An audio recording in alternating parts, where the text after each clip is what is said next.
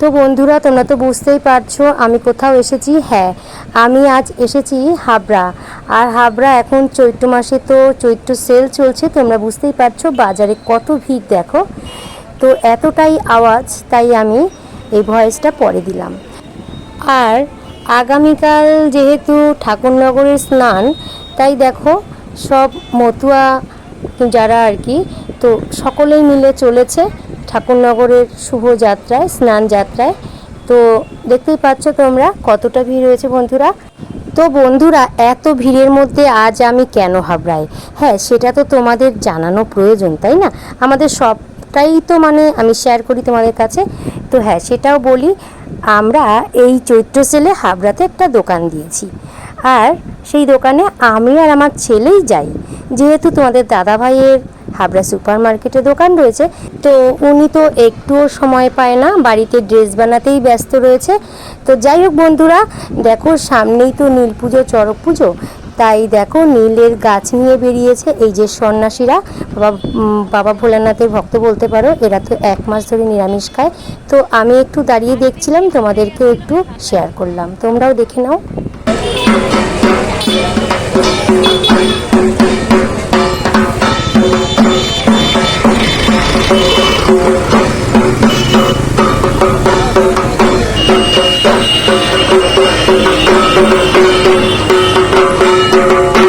তো বন্ধুরা, দেখতেই পাচ্ছ সকলেই সামনে পয়লা বৈশাখ, তো জামা কাপড় কিনছে। আর হঠাৎই দেখো একটা অ্যাক্সিডেন্ট হয়ে গেল আমার দোকানের সামনে, মানে আমার দোকানের পাশেই।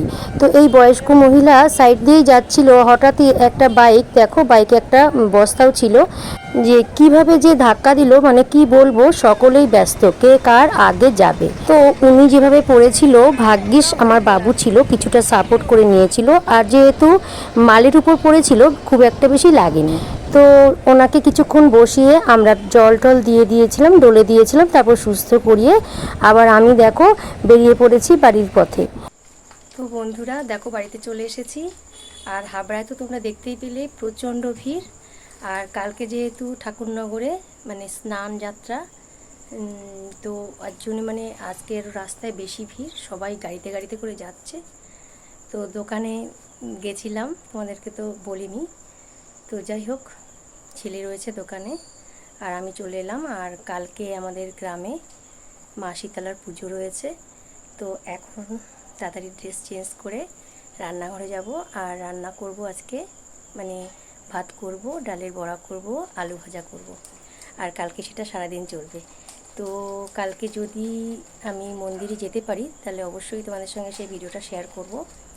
মাকে তোমরাও দর্শন করো, মায়ের পুজোটাও তোমরাও দেখতে পাবে। তো বন্ধুরা, কাল যেহেতু মা শীতলার পুজো, শীতল পান্তা, তাই দেখো রান্না করতে চলে এসেছি।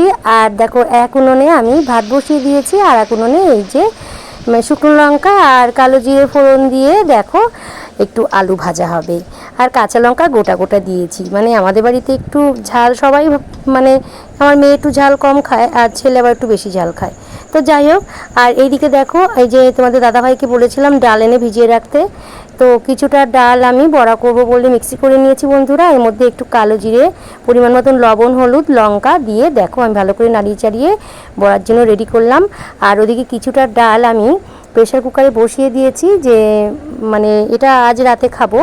তো ডাল, আলু ভাজা আর বড়া ভাজা, আর কিছুটা কালকের জন্য আমি আলাদাভাবে তুলে রাখবো। তো বন্ধুরা দেখো, এদিকে আমার মামনি বড়া ভাজছে, দেখতে পাচ্ছ কত বড় বড় করে, বেশ পাতলা পাতলা করে কটা বড়া করেছে, বেশ ভালোই হয়েছে, মানে তাড়াহুড়োর রান্না। আর দেখো সবাই মিলে এখন খেতে বসে পড়বো, ভাত খাওয়াও হয়ে গেল। তারপরে দেখো ভাতে আমি জল ঢেলে শীতল পান্তা করে রেখে দিলাম কালকের জন্য। তো কালকের খাওয়াটা বেশ ভালোই হবে, দেখো আলু সিদ্ধও দিয়ে দিয়েছি। তো চলো বন্ধুরা, আজকের ভিডিওটা এখানেই শেষ করব। তোমরা সকলেই ভালো থেকো, সুস্থ থেকো। আবার দেখা হবে নতুন আরেকটি ভিডিওর সঙ্গে।